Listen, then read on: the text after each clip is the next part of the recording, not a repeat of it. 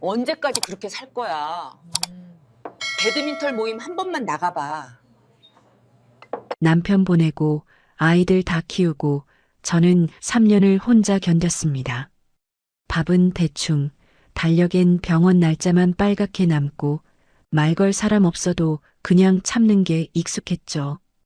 그래서 그 모임도 처음엔 부담스러워 몇 번이나 거절했습니다.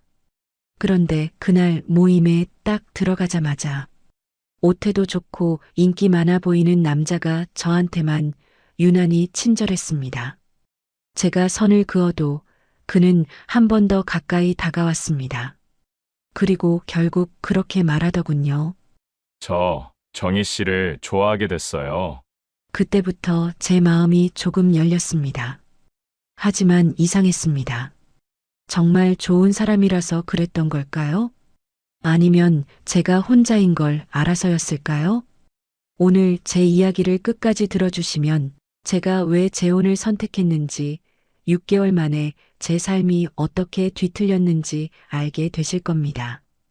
그리고 어느 지역에서 시청하고 계신지 댓글 한 번씩만 남겨주세요. 여러분의 이야기도 듣고 싶습니다. 그럼 지금부터 제 이야기를 있는 그대로 들려드릴게요. 저는 윤정희, 올해 64입니다. 남편을 보낸 지 3년이 지났어요. 아이들은 각자 가정을 꾸렸고 저는 그렇게 혼자가 됐죠. 처음엔 정말 힘들었습니다. 밥을 해도 혼자, 텔레비전을 봐도 혼자, 잠들기 전 불을 끄는 것도 혼자였으니까요. 그런데 시간이 지나니 익숙해지더라고요. 말수가 줄어들고 웃음도 줄어들고 달력엔 병원 날짜만 빨갛게 남았습니다. 3년을 그렇게 보냈어요. 아침에 일어나면 제일 먼저 하는 게 커튼 여는 일이었습니다. 빛이 들어오면 하루가 시작되는 거였죠. 밥을 짓고 반찬통을 꺼내고 혼자 밥상을 차렸어요. 젓가락 소리가 식탁에서 울릴 때마다 이상하게 귀가 먹먹했습니다. 설거지를 하고 나면 오전이 지나가 있었죠. 점심 무렵엔 소파에 앉아 텔레비전을 켰어요.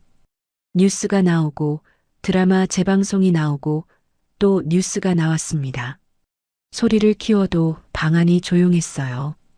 그러다 낮잠을 자고 눈을 뜨면 오후 3시쯤이었죠. 저녁엔 또 밥을 지었습니다. 아침에 먹던 반찬을 꺼내고 국을 데우고 혼자 먹었어요. 밤이 되면 약을 챙겨 먹고 달력에 내일 할 일이 있나 확인했습니다. 병원 예약 말고는 거의 없었죠. 그렇게 하루가 갔습니다. 또 하루가 갔어요. 특별한 일도 없었고 누가 찾아오지도 않았습니다. 가끔 아이들이 전화를 했지만 통화는 길지 않았어요. 잘 지내냐고 물으면 잘 지낸다고 대답했죠. 그게 전부였습니다. 그날도 평범한 오후였어요. 친구 순임이가 만나자고 해서 동네 카페에 나갔습니다. 카페 문을 열고 들어서니 따뜻한 공기가 얼굴을 감쌌어요. 창가 자리에 앉았는데 유리창에 겨울빛이 얇게 붙어 있었습니다. 바깥은 차가워 보였죠. 난방이 덜 올라와서 발끝이 시렸어요. 커피를 주문하고 자리에 앉아 기다렸습니다. 손등에 물기가 묻어 있어서 냅킨으로 닦았죠. 컵이 나오고 저는 손으로 컵을 감싸며 따뜻함을 느꼈습니다. 순임이가 늦게 들어왔어요. 숨을 헐떡이며 앉더니 미안하다고 말했습니다. 괜찮다고 저도 방금 왔다고 거짓말을 했죠. 순임이는 가방에서 뭔가를 꺼내더니 테이블 위에 놓았어요. 배드민턴 모임 안내문이었습니다. 순임이가 먼저 말을 꺼냈어요. 언제까지 그렇게 살 거냐고 배드민턴 모임 한 번만 나가보라고 했습니다. 저는 웃는 척 하다가 숨을 한 번 삼켰어요. 나 사람 많은데 이제 좀 말끝이 끊겼죠. 머릿속엔 집에 있는 달력이 떠올랐습니다. 빨간 동그라미 몇 개만 덩그러니 찍혀 있는 그 달력이요. 순임이는 제 손을 잡았어요. 혼자 있으면 더 외롭다고, 사람들 만나면 기분도 나아진다고 말했습니다. 저는 고개를 끄덕였지만 마음속으론 자신이 없었어요. 사람 많은 데 가면 뭘 해야 할지 모르겠더라고요. 그때 카페 형광등이 한번 지직 소리를 냈습니다. 저는 그 소리에 괜히 놀라 컵을 내려놓았어요. 커피가 조금 흘렀죠. 냅킨으로 닦으면서 수님이 얼굴을 봤습니다. 수님이는 진심으로 걱정하는 표정이었어요. 한 번만 나가보라고, 정 안 맞으면 안 나가면 된다고 말했습니다. 저는 그래, 한 번만 나가볼게, 그렇게 대답했어요. 집에 돌아와 안내문을 식탁 위에 놓고 한참을 봤습니다. 모임 시간, 장소, 준비물 글자들이 눈에 들어왔다 나갔다 했어요. 라켓은 대여 가능하다고 적혀 있었죠. 며칠이 지났습니다. 모임 당일 아침, 저는 평소보다 일찍 일어났어요. 옷장을 열고 뭘 입을까 고민했습니다. 운동복이 있긴 했는데 오래돼서 색이 바랬죠. 그냥 편한 옷을 입기로 했어요. 거울 앞에 서서 머리를 빗었습니다. 흰머리가 많이 보였어요.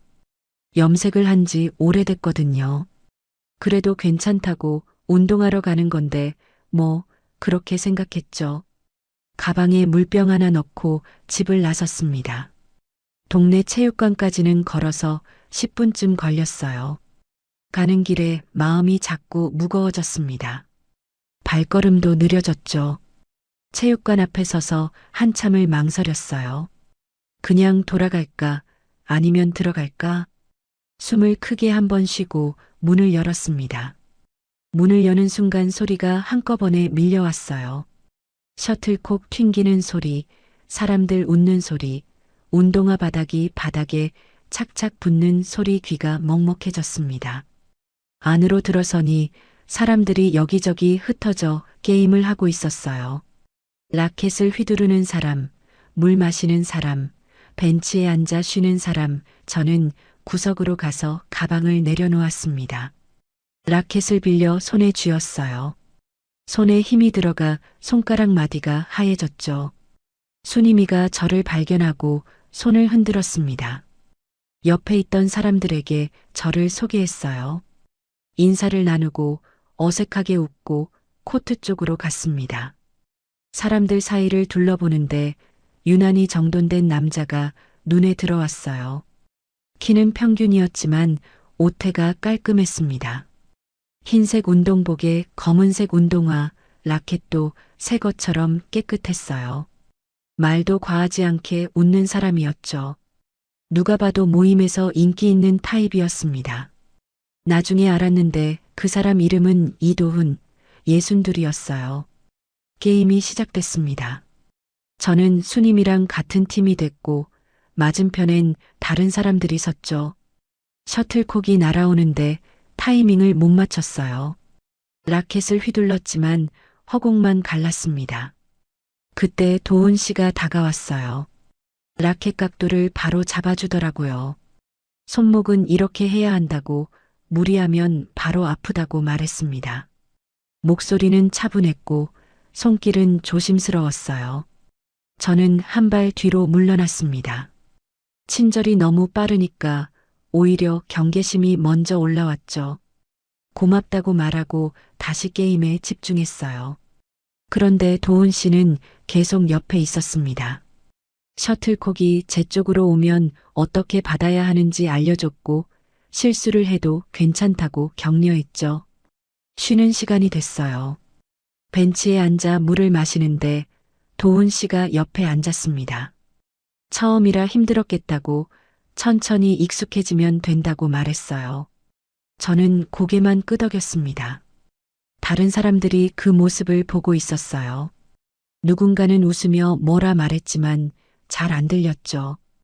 귀가 멍해서 소리가 제대로 들어오지 않았습니다. 모임이 끝나고 밖으로 나왔어요. 저녁 공기가 차가웠습니다. 수님이가 옆에서 오늘 어땠냐고 물었어요. 저는 괜찮았다고 대답했습니다. 그런데 마음 한구석이 이상했어요. 괜찮았다기엔 뭔가 불편했고 불편했다고 하기엔 나쁘지 않았거든요. 집으로 가는 길 순임이가 다음 주에도 나오라고 했습니다. 저는 생각해 볼게 그렇게 말했죠. 집 현관문을 열고 들어갔습니다. 코트를 벗어 옷걸이에 걸고 신발을 벗었어요. 문을 잠그는 소리가 평소보다 크게 들렸습니다. 왜 그런지 모르겠지만 오늘따라 소리가 선명했어요. 부엌으로 가서 싱크대 앞에 섰습니다. 냉장고를 열고 반찬통 하나를 꺼냈죠. 밥을 대충 말아 먹었어요. 젓가락 소리가 유난히 크게 울렸습니다. 그런데 밥을 먹는데도 마음은 체육관에 남아 있었어요. 도훈 씨가 라켓 각도를 잡아주던 손길, 괜찮다고 말하던 목소리, 옆에 앉아 물을 건네던 모습 머릿속에서 계속 맴돌았습니다. 왜 하필 나한테만 저렇게 친절하지? 그 질문이 계속 떠올랐어요. 저는 설거지를 하고 거실로 갔습니다. 소파에 앉아 달력을 펼쳤어요. 다음 모임 날짜를 찾아 펜을 들었습니다. 빨간 동그라미를 그으려다 멈췄어요. 내가 괜히 오해한 걸까? 아니면 뭔가 시작된 걸까? 펜 끝이 종이 위에서 멈춰 있었습니다. 한참을 그렇게 있다가 천천히 동그라미를 그렸어요. 펜이 종이를 긁는 소리가 이상하게 선명했습니다. 동그라미를 다 그리고 나니 마음이 좀 가라앉았어요. 그런데 동시에 불안함도 올라왔죠.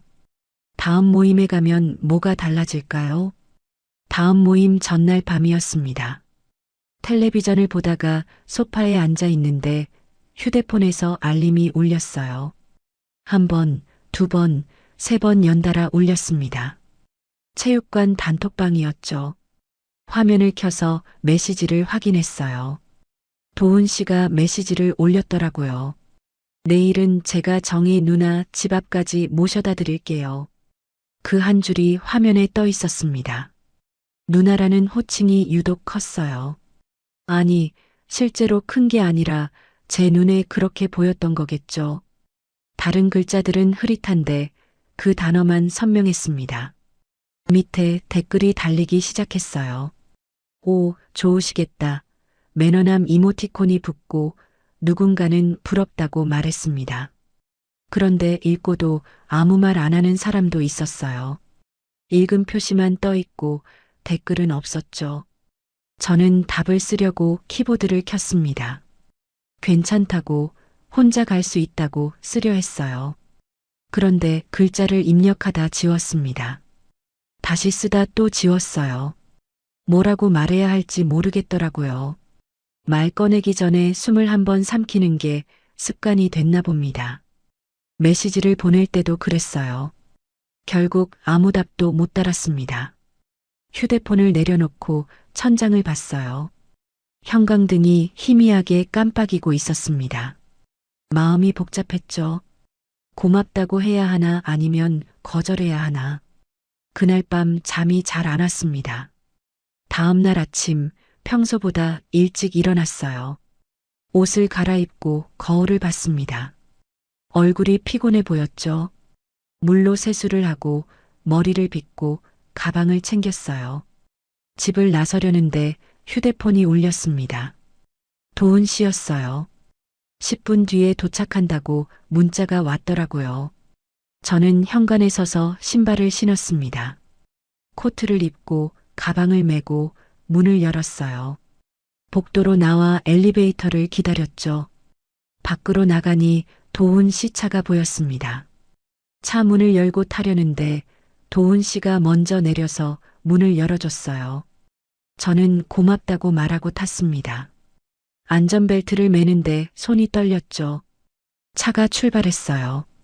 도훈 씨는 운전하면서 가벼운 말을 건넸습니다. 날씨가 춥다고, 오늘은 사람이 많을 거라고, 준비 운동 잘하고 시작해야 한다고요. 저는 네 하고 대답만 했어요. 체육관에 도착했습니다.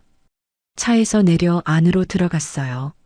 문을 여는 순간 시선이 한 번 쓸고 지나갔습니다. 사람들이 저를 봤다가 고개를 돌렸어요.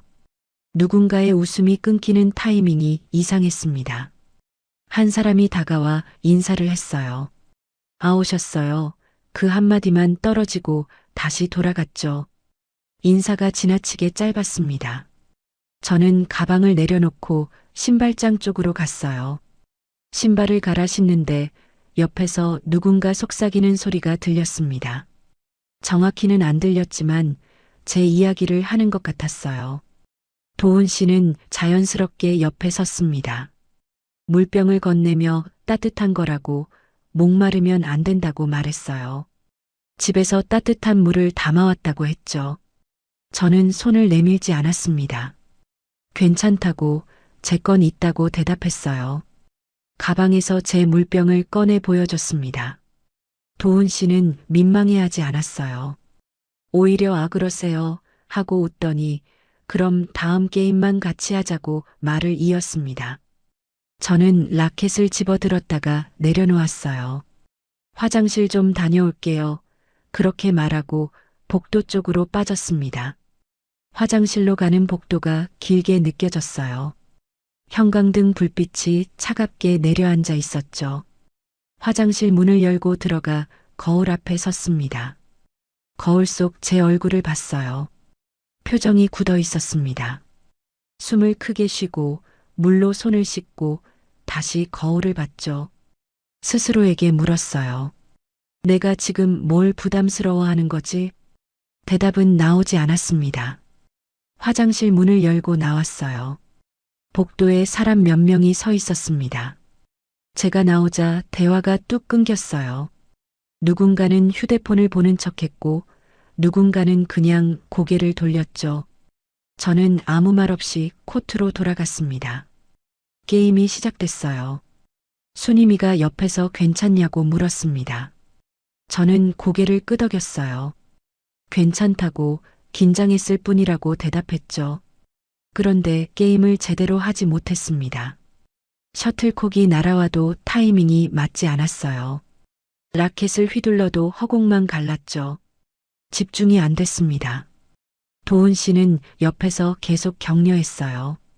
괜찮다고, 천천히 하면 된다고, 호흡을 맞추자고 말했습니다. 그 말이 더 부담스러웠어요. 쉬는 시간에 벤치에 앉았습니다. 물을 마시는데 목이 잘 넘어가지 않았어요. 순이미가 다가와 괜찮냐고 또 물었습니다. 저는 괜찮다고 그냥 좀 피곤한 것 같다고 말했죠. 순이미는 오늘 일찍 들어가도 된다고 무리하지 말라고 했어요. 모임이 끝났습니다. 밖으로 나오니 저녁 공기가 차가웠어요. 도훈 씨가 바래다 준다고 했습니다. 저는 괜찮다고 혼자 갈 거라고 말했죠. 그런데 도훈 씨는 차 쪽으로 걸어갔어요. 저도 따라갔습니다. 거절하기가 어려웠거든요. 차를 타고 집으로 가는 길, 도훈 씨가 말을 건넸어요. 오늘 많이 힘들어 보였다고, 사람들 눈치 보지 말라고, 편하게 다니면 된다고 했습니다. 저는 네 하고 대답만 했어요. 집 앞에 도착했습니다. 차에서 내리려는데 도훈 씨가 함께 내렸어요. 현관 앞까지 따라왔죠. 저는 문 앞에서 딱 멈췄습니다. 여기까지만 괜찮다고 혼자 들어갈 수 있다고 말했어요. 목소리가 평소보다 낮게 나왔습니다. 도훈 씨는 한 발 물러서며 웃었어요. 불편하면 멈출 거라고 대신 모임은 계속 나오라고 말했습니다. 제가 있어야 재밌다고 다들 좋아한다고 덧붙였죠. 저는 고개만 끄덕였어요. 도훈 씨가 돌아가고 저는 문을 열고 들어갔습니다. 문을 닫고 잠금 장치를 확인했어요. 한 번, 두 번 찰칵 소리가 오늘따라 길게 남았습니다. 코트를 벗어 걸고 신발을 벗고 거실로 갔어요. 소파에 앉아 한참을 가만히 있었습니다. 숨소리만 들렸죠. 가슴이 답답했어요. 그날 밤 순이미한테 전화가 왔습니다. 오늘 힘들었냐고 모임 나오기 부담스러우면 쉬어도 된다고 말했어요. 그런데 곧바로 이렇게 덧붙였죠. 3년을 혼자였잖아. 한 번만 더 나가자. 저는 그래 한 번만 하고 스스로를 설득해 버렸어요. 전화를 끊고 달력을 펼쳤습니다.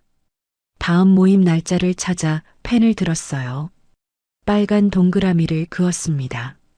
펜이 종이를 누르는 힘이 평소보다 셌죠. 동그라미가 완성됐습니다. 그 동그라미를 보며 생각했어요.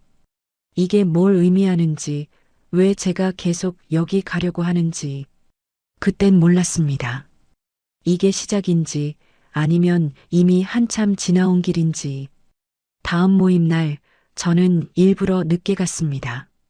사람들이 다 모인 뒤에 들어가면 눈에 덜 띌 거라고 생각했어요.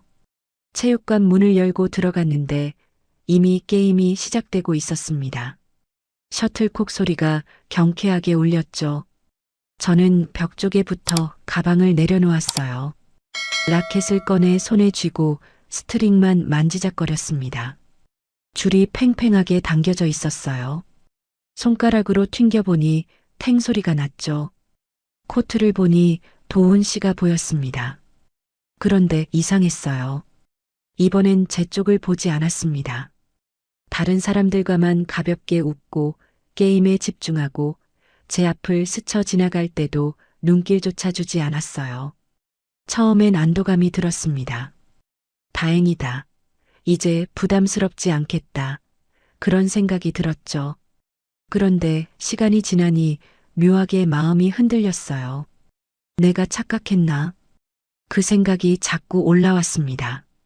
도훈 씨가 관심 없는 게 오히려 더 쓰렸어요. 왜 그랬는지 모르겠습니다. 부담스러웠으면서도 관심이 사라지니 섭섭했던 거예요. 게임이 계속됐습니다. 저는 벽에 기대서서 사람들을 봤어요. 도훈 씨는 여전히 인기가 많았습니다. 누군가 실수를 하면 괜찮다고 격려하고 쉬는 시간엔 물을 나눠주고 농담도 적당히 던졌죠. 그런데 제게는 한 번도 눈길을 주지 않았어요. 순임이가 다가와 왜 게임 안 하냐고 물었습니다. 저는 몸이 좀 안 좋다고 오늘은 그냥 보기만 하겠다고 대답했어요. 순임이는 고개를 끄덕이고 다시 코트로 들어갔죠. 셔틀콕 소리 사이로 제 숨소리가 가빠졌습니다. 가슴이 답답했어요. 이유를 알 수 없는 답답함이었죠. 저는 라켓을 가방에 넣고 밖으로 나갔습니다. 체육관 밖 공기가 차가웠어요. 벤치에 앉아 숨을 고르고 있는데 뒤에서 문 여는 소리가 들렸습니다. 고개를 돌려보니 도훈 씨였어요. 도훈 씨는 조용히 걸어와 벤치 옆에 섰습니다. 손을 주머니에 넣은 채 하늘을 보더니 입을 열었어요. 목소리는 평소보다 낮았습니다. 저 좋아하게 됐어요. 그 한마디가 공기 속에 떨어졌습니다. 저는 웃지도 울지도 못했어요. 눈이 먼저 깜빡이고 목이 한번 꿀꺽 울렸습니다. 뭐라고 대답해야 할지 몰랐죠. 도훈 씨가 덧붙였어요. 모임에서만이에요. 부담 주고 싶진 않아요. 저는 고개를 천천히 들어 도훈 씨를 봤습니다. 도훈 씨는 여전히 하늘을 보고 있었어요. 표정은 담담했죠. 저는 입술을 한번 깨물고 말했습니다. 저는 아직 그런 거 못해요. 목소리가 떨렸어요. 손도 떨렸죠. 도훈 씨는 고개를 끄덕였습니다. 알아요. 그냥 제 마음만 전하고 싶었어요. 그리고 다시 체육관 안으로 들어갔습니다. 문이 닫히고 저는 벤치에 혼자 남았어요. 한참을 그렇게 앉아 있었습니다. 차가운 바람이 불었고 나뭇가지가 흔들렸습니다. 저는 가슴에 손을 얹고 심장 소리를 느꼈어요. 빠르게 뛰고 있었죠. 집에 돌아와서도 마음이 가라앉지 않았습니다. 현관문을 열고 들어가 불을 켰어요. 거실이 환하게 밝아졌죠. 코트를 벗어걸고 가방을 내려놓고 부엌으로 갔습니다. 물을 마시는데 손이 떨려 컵을 제대로 잡지 못했어요. 싱크대에 기대서서 창밖을 봤습니다. 어두운 하늘에 별이 몇 개 보였어요. 저는 그 별을 보며 숨을 고르려 했죠. 그날 밤 잠이 오지 않았습니다. 침대에 누워 천장을 봤어요. 도훈 씨가 한 말이 계속 맴돌았습니다. 좋아하게 됐다는 그 말이요. 3년 동안 아무도 제게 그런 말을 하지 않았어요. 남편이 세상을 떠난 뒤로 저는 그냥 하루하루를 견뎠습니다. 아침에 일어나고 밥을 짓고 청소를 하고 잠드는 일을 반복했죠. 누군가 저를 좋아한다는 생각 자체를 해본 적이 없었어요. 그런데 오늘 그 말을 들었습니다. 마음이 복잡했어요. 기쁘기도 하고 무섭기도 하고 혼란스럽기도 했습니다. 다음 날 아침 평소처럼 일어났어요. 커튼을 열고 창문을 봤습니다. 햇빛이 들어왔죠. 부엌으로 가서 밥을 지었어요. 국을 끓이고 반찬을 꺼내고 혼자 밥상을 차렸습니다. 밥을 먹는데 맛이 이상했어요. 평소와 같은 반찬인데 다르게 느껴졌죠. 설거지를 하고 거실로 갔습니다. 달력이 벽에 걸려 있었어요. 저는 달력을 펼쳐 다음 모임 날짜를 봤습니다. 펜을 들어 빨간 동그라미를 그었어요. 펜 끝이 종이를 긁는 소리가 이상하게 선명했습니다. 그 선명함이 마음의 균열처럼 느껴졌어요. 며칠이 지났습니다. 집안 청소를 하고 빨래를 하고 장을 봤어요. 평소와 같은 일상이었죠. 그런데 마음 한구석이 계속 신경 쓰였습니다. 다음 모임 날이 다가왔어요. 아침에 일어나 옷장을 열었습니다. 평소 입던 옷을 꺼냈다가 다시 넣었어요. 다른 옷을 꺼내 거울 앞에 대봤죠. 색이 바래서 다시 넣었습니다. 결국 평소 입던 옷을 입었어요. 거울을 보니 머리가 산발이었습니다. 빗으로 정리하고 물로 손을 적셔 눌렀죠. 그래도 여기저기 튀어나왔어요. 체육관에 도착했습니다. 문을 열고 들어가니 사람들이 보였어요. 도훈 씨도 있었습니다. 저와 눈이 마주쳤죠. 도훈 씨는 가볍게 고개를 끄덕였어요. 저도 끄덕였습니다. 그날 모임은 평소와 같았어요. 게임을 하고 쉬고 또 게임을 했습니다. 도훈 씨는 제게 특별히 다가오지 않았어요. 다른 사람들과 똑같이 대했죠. 그게 오히려 편했습니다. 모임이 끝나고 집으로 가는 길 순임이가 물었어요. 요즘 괜찮냐고요? 저는 괜찮다고 대답했습니다. 순임이는 표정이 좀 밝아진 것 같다고 말했어요. 저도 그런가 하고 웃었죠. 집에 돌아와 약통을 정리하다 말고 멈췄습니다. 거실 선반에 남편 영정 사진이 있던 자리를 봤어요. 지금은 작은 화분이 놓여 있었습니다. 언제 바꿨는지 기억도 안 났죠. 저는 화분 앞에 서서 속으로 말했습니다. 나도 한 번쯤은 괜찮아져도 되지? 대답은 없었어요. 다만 화분의 잎이 바람에 살짝 흔들렸습니다. 그날 밤 달력을 다시 펼쳤어요. 다음 모임 날짜에 빨간 동그라미가 그려져 있었습니다. 저는 그 동그라미를 보며 생각했어요. 이제 무서운 게 아니라 기대되기 시작했습니다. 어느 날 도훈 씨가 전시회에 가자고 했어요. 모임이 끝난 뒤 조용히 제게 다가와 물었습니다. 이번 주말에 시간 있냐고 문화센터에서 그림 전시를 한다고 했죠. 저는 잠깐 망설였어요. 그런데 거절할 이유를 찾지 못했습니다. 좋아요. 그렇게 대답했어요. 주말이 됐습니다. 약속 시간보다 일찍 나갔어요. 문화센터 앞에서 기다리는데 손이 떨렸습니다. 가방 끈을 만지작거리다 도훈 씨가 오는 게 보였죠. 도훈 씨는 평소와 다르게 정장을 입고 있었어요. 넥타이는 안 맸지만 깔끔했습니다. 함께 전시장 안으로 들어갔어요. 전시장은 조용했습니다. 사람이 많지 않았죠. 발소리가 낮게 울렸어요. 벽에 그림들이 걸려 있었고 조명이 그림을 비추고 있었습니다. 도훈 씨는 그림 앞에서 설명을 해줬어요. 이 그림은 어떤 화가가 그렸고 어떤 의미가 있고 색감이 어떻고 차분한 목소리로 말했습니다. 저는 그림보다 도훈 씨 목소리에 더 집중하고 있었어요. 한 그림 앞에서 오래 섰습니다. 바다 그림이었어요. 파도가 치고 하늘은 어둡고 배 한 척이 멀리 보였죠. 도훈 씨가 물었어요. 어떤 느낌이 드냐고요. 저는 쓸쓸하다고 대답했습니다. 도훈 씨는 고개를 끄덕였어요. 저도 그렇게 느꼈다고 혼자 남겨진 느낌이라고 말했죠. 전시를 다 보고 밖으로 나왔습니다. 근처 카페로 갔어요. 커피를 주문하고 창가 자리에 앉았습니다. 도훈 씨는 오늘 즐거웠다고 말했어요. 저도 즐거웠다고 대답했습니다. 그리고 정말 그랬어요. 오랜만에 웃었습니다. 집에 돌아오는 길, 도훈 씨가 말했어요. 다음엔 사람 많은 데 말고 조용한 데만 가요. 저는 그래요 라고 대답했습니다. 왜 조용한 데만인지 묻지 않았어요. 의문은 삼키고 공감만 내놓았죠. 그 뒤로 자주 만났습니다. 전시회도 가고 공원도 걷고 카페도 갔어요. 도훈 씨는 항상 조용한 곳을 골랐습니다. 사람 많은 곳은 피했죠. 저는 그게 배려라고 생각했어요. 제가 사람 많은 걸 부담스러워하니까 그런 곳을 피하는 거라고요. 고마웠습니다. 몇 달이 지났어요.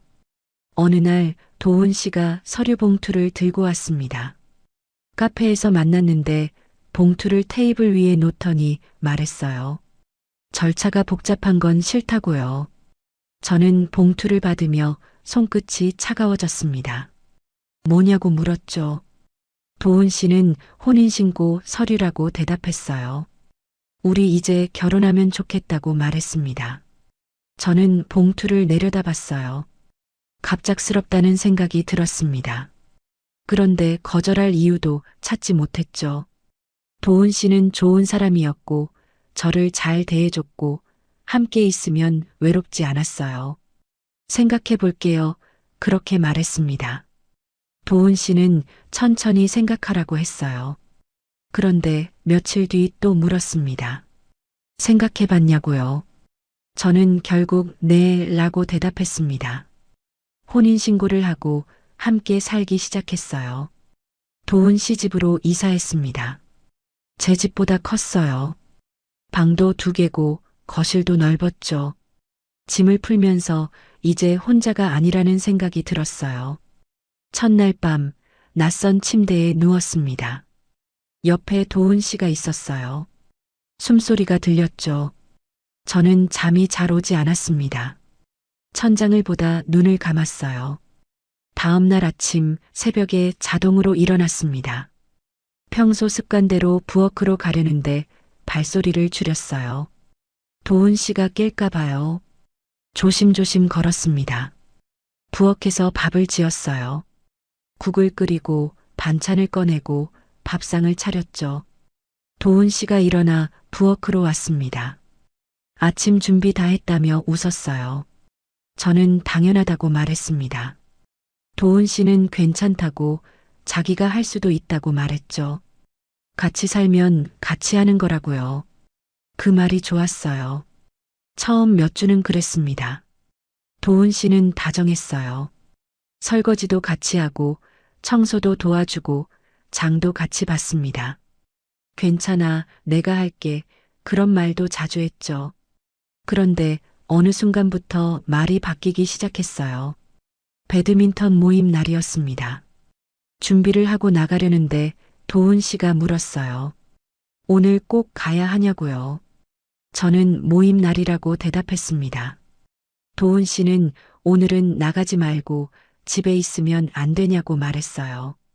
왜냐고 물었죠. 도훈 씨는 그냥 함께 있고 싶다고 했습니다.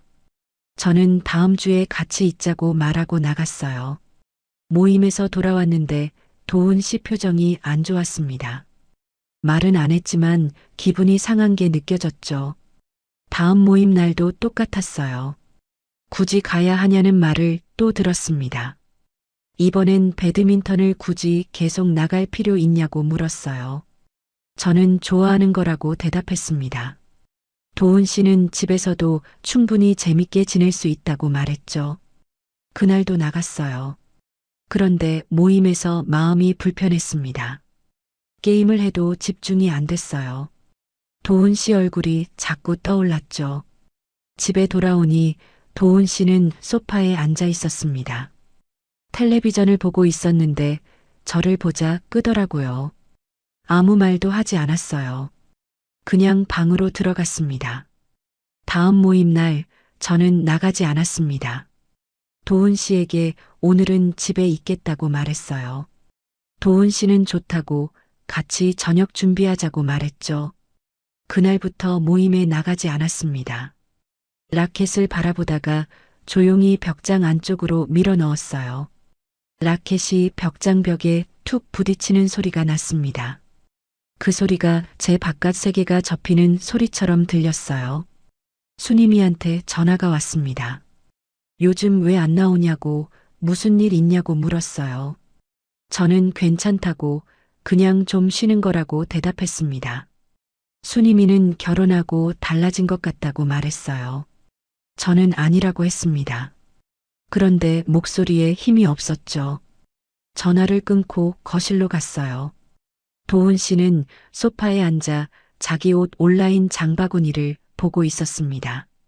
저는 부엌에서 설거지를 했어요. 물소리가 싱크대에서 울렸습니다. 접시를 씻고 컵을 씻고 냄비를 씻었죠. 손이 차가워졌어요. 도훈 씨가 말했습니다. 그 반찬통 이제 사지 말죠. 집에 있는 걸로 하면 되잖아요. 저는 대답하지 않았어요. 물을 잠그고 손을 닦았습니다. 수건에 물기를 닦으면서 창밖을 봤죠. 어두워지고 있었어요. 모임 단톡방을 열었습니다. 나가기 버튼까지 갔다가 멈췄어요. 손가락이 화면 위에서 떨렸죠. 도훈 씨가 뒤에서 물었습니다. 누구랑 연락해요? 저는 휴대폰을 내렸습니다. 아무도 아니라고 대답했어요. 도훈 씨는 더 묻지 않았습니다. 그냥 소파로 돌아갔죠. 저는 휴대폰을 꺼서 서랍에 넣었어요. 그날 밤 침대에 누워 천장을 봤습니다. 옆에서 도훈 씨 숨소리가 들렸어요. 고른 숨소리였죠. 저는 눈을 감지 못했습니다. 마음 한구석이 무거웠어요. 재혼한 지 6개월이 지났습니다. 처음 석 달은 괜찮았어요. 다정했고 배려해줬고 함께 있으면 편했죠. 그런데 나머지 석 달. 제가 나가는 날이 줄고 연락하는 사람이 사라지고 라켓이 벽장 안으로 들어갔습니다. 어느 날 마트에 다녀오겠다고 했더니 도훈 씨가 말했어요. 밖에 나가지 마요. 요즘 날씨도 춥고 미끄러워서 위험해요. 저는 괜찮다고 조심하면 된다고 말했습니다. 도훈 씨는 고개를 저었어요. 정혜 씨 넘어지면 어떡해요. 나이 들면 뼈 한 번 다치면 큰일이에요. 제가 퇴근길에 다 사다 줄게요. 그 말이 걱정처럼 들렸어요. 저는 그래 하고 고개를 끄덕였습니다. 며칠 뒤 수님이 만나자고 했을 때도 도훈 씨가 말했어요. 요즘 독감 유행한대요. 사람 많은 데 가면 안 좋아요. 집에서 쉬는 게 낫죠. 저는 그런가 하고 약속을 취소했습니다. 또 며칠 뒤 병원 가려는데 도훈 씨가 말했어요. 제가 같이 갈게요. 혼자 가면 헷갈릴 수도 있잖아요. 저는 아니라고 혼자 갈 수 있다고 말했습니다. 도훈 씨는 웃으며 말했어요. 정희 씨, 나이 들면 기억력도 떨어지고 그래요. 제가 같이 가는 게 안전해요. 그렇게 한 달이 지났습니다. 저는 점점 밖에 나가지 않게 됐어요. 마트도 도훈 씨가 다녀오고 친구도 안 만나고 병원도 도훈 씨랑 같이 갔습니다. 집에만 있었죠. 아침에 일어나면 청소하고 빨래하고 밥 짓고 텔레비전 보고 낮잠 자고 그렇게 하루가 갔어요.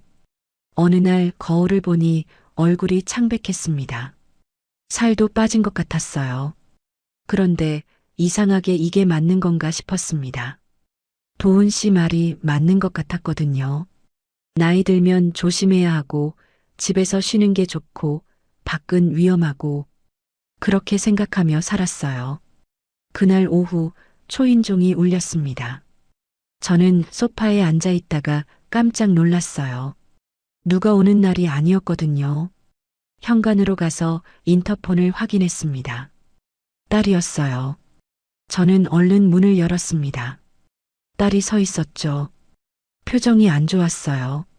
엄마, 왜 전화 안 받아요? 저는 어리둥절했습니다. 전화요? 전화 온 적 없는데요. 딸이 말했어요.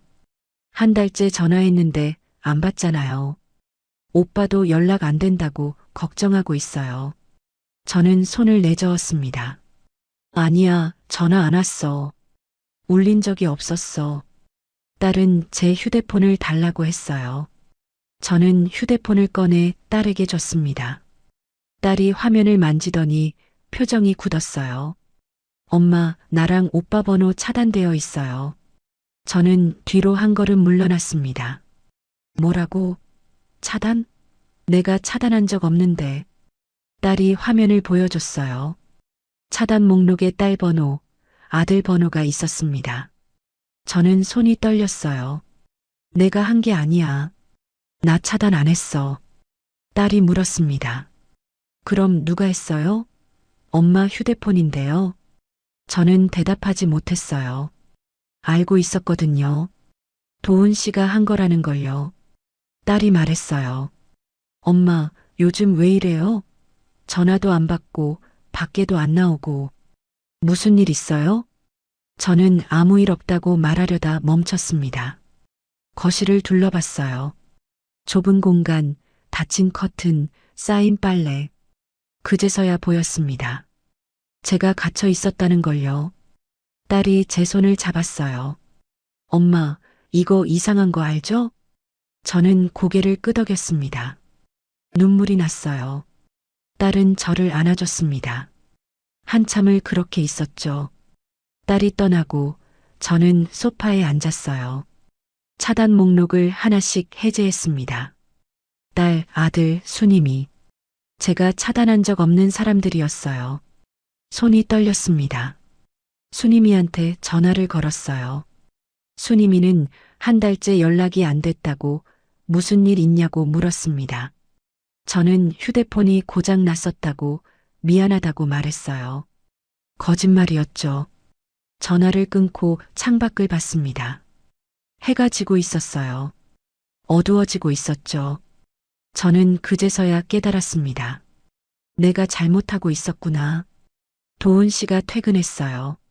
저는 부엌에서 저녁을 차리고 있었습니다. 도훈 씨는 코트를 벗으며 말했어요. 오늘 마트에서 과일 사왔어요. 정혜 씨 좋아하는 거예요. 저는 대답하지 않았습니다. 밥을 먹는 동안 말이 없었어요. 도훈 씨가 물었습니다. 무슨 일 있어요? 저는 젓가락을 내려놓고 말했어요. 오늘 은지 왔었어요. 도훈 씨 손이 멈췄습니다. 제 휴대폰에 애들 전화번호 차단되어 있더라고요. 도훈 씨는 잠깐 침묵했어요. 그러다 말했습니다. 자꾸 전화 와서 정희 씨 힘들어 보여서요. 쉬라고 한 거예요. 저는 고개를 저었습니다. 제가 힘든지 아닌지는 제가 정해요. 왜 맘대로 해요? 도훈 씨 표정이 굳었어요. 정희 씨 위해서 한 건데 왜 그래요? 요즘 너무 예민한 거 아니에요? 저는 더 이상 말하지 않았습니다. 방으로 들어가 문을 닫았어요. 가방을 꺼내 짐을 쌌습니다. 많이 가져가지 않았어요. 약통, 달력, 반찬통, 옷 몇 벌. 가방 하나에 다 들어갔죠. 도훈 씨는 말리지 않았습니다. 소파에 앉아 저를 지켜봤어요. 표정은 평정했습니다. 저는 가방을 메고 현관으로 갔어요. 도훈 씨가 말했습니다. 후회할 거예요. 저는 대답하지 않았습니다. 문을 열고 나갔죠. 밖으로 나오니 공기가 차가웠어요. 한참을 걸었습니다. 동네 부동산 앞에 섰죠. 불이 켜져 있었어요. 저는 문을 열고 들어갔습니다. 직원이 물었습니다. 뭐 찾으시냐고요? 원룸 하나 알아보려고요. 며칠 뒤 계약했습니다. 원룸은 좁았어요. 창문은 작았고 형광등은 차갑게 켜져 있었습니다. 그런데 제 거였어요. 서류에 사인을 했습니다. 혼자 산다는 사실이 다시 종이에 고정됐어요. 원룸으로 이사한 첫날 밤이었어요. 짐을 풀고 방 안을 둘러봤습니다. 작은 싱크대, 낡은 냉장고. 그래도 제 공간이었어요. 바닥에 앉아 숨을 쉬었습니다. 가슴이 답답했지만 후련하기도 했죠. 휴대폰을 보다가 앱 목록을 확인했어요. 낯선 앱이 하나 있었습니다. 위치 공유. 제가 설치한 적 없는 앱이었어요. 열어보니 제 위치가 실시간으로 도훈 씨 휴대폰에 전송되고 있었습니다. 언제부터였는지 기록을 봤어요. 3개월 전부터였습니다. 손이 떨렸습니다. 앱을 삭제했어요. 그러고 나니 마음이 조금 편해졌죠. 다음 날 병원에 갔어요. 정기 검진 날이었거든요. 접수 창구에 보험증을 내밀었습니다. 직원이 서류를 확인하더니 고개를 갸웃했어요. 보호자 연락처가 최근에 변경되어 있네요. 저는 멍해졌습니다. 직원이 화면을 보여줬습니다. 보호자 이름에 이도훈, 연락처까지 적혀 있었어요. 변경 날짜는 2개월 전이었죠. 저는 제가 변경한 적 없다고 말했습니다. 집으로 돌아왔습니다. 의자에 앉아 한참을 가만히 있었어요. 손이 차가워졌어요. 가슴이 두근거렸죠. 이때부터 깨달았습니다. 이 사람은 소리내서 부수지 않는다는 걸요. 조용히 내 생활의 줄을 끊는다는 걸요. 며칠 동안 다른 것들도 확인했어요. 은행 앱을 열어보니 비밀번호가 바뀌어 있었습니다. 재설정하려는데 시간이 걸렸죠.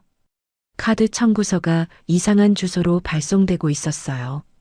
보험사에서 온 안내문도 확인해 보니 수익자가 변경되어 있었습니다. 하나씩 고쳐야 한다는 생각이 들었어요. 그런데 그 전에 먼저 해야 할 게 있었습니다. 이혼이었어요. 주민센터 번호표를 뽑았습니다. 의자에 앉아 기다렸죠. 번호가 불릴 때마다 가슴이 두근거렸어요. 제 차례가 왔습니다. 창구로 가서 서류를 꺼냈어요. 직원이 뭐 도와드릴까요? 물었습니다. 저는 숨을 고르고 말했습니다. 전입신고요. 그리고 협의 이혼 절차 알고 싶어요. 주민센터 민원실은 조용했어요. 사람들이 번호표를 쥐고 앉아 있었습니다. 의자는 차갑고 형광등은 밝았죠. 저는 서류 봉투를 무릎 위에 올려놓고 기다렸어요. 번호가 불렸습니다. 창구로 걸어갔어요. 직원이 무표정하게 저를 봤습니다. 무엇을 도와드릴까요? 기계적인 목소리였죠. 저는 서류 봉투를 열어 하나씩 꺼냈어요. 전입신고서, 주민등록등본, 보험 서류, 은행 서류. 종이들이 책상 위에 차례로 놓였습니다. 직원이 서류를 확인했어요. 전입신고 맞으시죠? 새 주소가 여기고요. 네, 그렇게 대답했습니다. 직원이 키보드를 두드렸어요. 타닥타닥 소리가 들렸죠. 그러다 멈추고 물었습니다. 보호자, 긴급 연락처는요? 저는 잠깐 멈췄어요. 숨을 한번 고르고 말했습니다. 이제 제 연락은 제 이름으로만 할게요. 목소리는 크지 않았어요. 떨리지도 않았죠. 그냥 담담했습니다. 직원이 고개를 들었어요. 확인하듯이 물었습니다. 보호자 연락처 없이요? 네, 제 번호만 등록해 주세요. 직원은 고개를 끄덕이고 다시 키보드를 두드렸어요. 서류 처리가 끝났습니다. 영수증을 받고 등본을 받고 확인했죠. 제 이름, 제 주소, 제 연락처 모두 제 걸로 돌아왔어요. 창구를 나와 복도를 걸었습니다. 밖으로 나오니 햇빛이 눈부셨어요. 손으로 눈을 가리고 걸었죠. 이 한 문장이 도훈 씨가 걸어둔 줄을 끊는 칼이 됐습니다. 며칠 동안 다른 것들도 정리했어요. 은행에 가서 비밀번호를 바꿨습니다. 보험사에 전화해서 수익자를 다시 원래대로 돌렸어요. 카드사에도 연락해서 청구서 주소를 변경했죠. 하나씩 제 이름으로 돌렸습니다. 누구를 응징하려는 게 아니었어요. 다만 내 것의 주인을 다시 내 쪽으로 옮기는 거였죠. 도훈 씨에게 문자를 보냈습니다. 이혼하고 싶어요. 만나서 이야기해요. 한참을 망설이다 전송 버튼을 눌렀습니다. 답장은 금방 왔어요. 알겠어요. 내일 만나요. 다음 날 약속 장소로 갔습니다. 조용한 카페였어요. 도훈 씨는 이미 와 있었습니다. 창가 자리에 앉아 밖을 보고 있었죠. 저는 맞은편에 앉았어요. 도훈 씨가 먼저 말했습니다. 정말 이혼할 거예요? 저는 고개를 끄덕였습니다. 네, 같이 살 수 없어요. 도훈 씨는 잠깐 침묵했어요. 그러다 한숨을 쉬고 말했습니다. 알겠어요. 어차피 억지로 붙잡아도 소용없겠죠. 저는 협의 이혼 동의서를 꺼냈어요. 미리 작성해온 서류였습니다. 재산 분할도 없고 위자료도 없고 그냥 헤어지는 내용이었죠. 도훈 씨가 서류를 받아 읽었습니다. 이게 다예요? 네, 복잡하게 하고 싶지 않아요. 도훈 씨는 펜을 들어 사인했어요. 주저하지 않았습니다. 저도 사인했죠. 이렇게 6개월의 결혼이 종이 위에서 끝났습니다. 카페를 나와 각자 갈 길로 갔어요. 돌아보지 않았습니다. 며칠 뒤 주민센터에 다시 갔습니다. 협의 이혼 신고를 하러 갔어요. 서류를 제출하고 확인받고 접수했습니다. 직원이 말했어요. 한 달 뒤에 이혼 숙려 기간이 끝나면 정식으로 이혼이 완료된다고요. 저는 고개를 끄덕였습니다. 한 달을 기다렸어요. 그 사이 계속 정리했습니다. 은행, 보험, 병원. 하나씩 제 이름으로 돌렸죠. 어느 날 저녁 휴대폰이 울렸습니다. 도훈 씨였어요. 한참을 망설이다 받았습니다. 여보세요. 제 목소리가 낮게 나왔어요. 도훈 씨 목소리는 차분했습니다. 왜 이렇게까지 해요? 내가 뭘 잘못했는데요? 저는 창밖을 봤어요. 어두워지고 있었습니다. 잘못 따지려는 거 아니에요. 도훈 씨가 말을 끊었어요. 그럼 뭐예요? 갑자기 나가고 내 전화도 안 받고 이제 서류까지 다 바꾸고 이게 뭐예요? 저는 숨을 한 번 쉬고 말했습니다. 그냥 같이 살면 안 되겠어요. 침묵이 흘렀어요. 도훈 씨가 다시 말했습니다. 내가 뭘 잘못했는지 말해줘요. 고칠게요. 저는 고개를 저었어요. 전화 너머로는 안 보이지만요. 고칠 게 아니에요. 저희가 안 맞는 거예요. 도훈 씨 목소리가 높아졌습니다. 3년 동안 혼자 있었잖아요. 내가 옆에 있어줬잖아요. 그게 싫어요? 저는 대답하지 않았어요. 도훈 씨가 계속 말했습니다. 정혜 씨 혼자 뭘 할 수 있어요. 아무것도 모르잖아요. 내가 다 챙겨줬잖아요. 저는 전화를 귀에서 떼었습니다. 통화 종료 버튼을 눌렀어요. 짧은 소리가 울리고 화면이 꺼졌습니다. 방 안이 다시 조용해졌어요. 저는 휴대폰을 내려놓고 창밖을 봤습니다. 별이 몇 개 보였어요. 가슴이 두근거렸지만 후회는 없었습니다. 한 달이 지났습니다. 주민센터에서 연락이 왔어요. 이혼이 정식으로 완료됐다고요. 저는 다시 주민센터에 갔습니다. 이혼 후 등본을 떼었어요. 서류를 받아보니 배우자란이 비어 있었습니다. 깨끗했어요. 이제 법적으로도 혼자였습니다. 다음 날부터 새로운 일상이 시작됐어요. 아침에 일어나면 커튼을 열었습니다. 빛이 들어왔죠. 이제 발소리를 줄이지 않았어요. 부엌에서 밥을 지었습니다. 냄비 뚜껑이 부딪히는 소리가 나도 괜찮았어요. 반찬통을 꺼내 식탁에 놓았죠. 젓가락 소리가 딱딱 났습니다. 그 소리를 듣는 게 좋았어요. 달력을 펼쳤어요. 빨간 펜을 들고 날짜를 보았습니다. 이번엔 병원 날짜만 적지 않았어요. 문화센터 수영 초급반이라고 적었습니다. 수영복을 샀어요. 백화점에 가서 한참을 고르다 검은색 원피스 수영복을 골랐습니다. 화려하지 않고 편해 보였거든요. 수영 모자도 샀어요. 물안경도 하나 골랐죠. 수영장 등록 날이 됐습니다. 문화센터 수영장은 집에서 걸어서 15분 거리였어요. 가방을 메고 나갔습니다.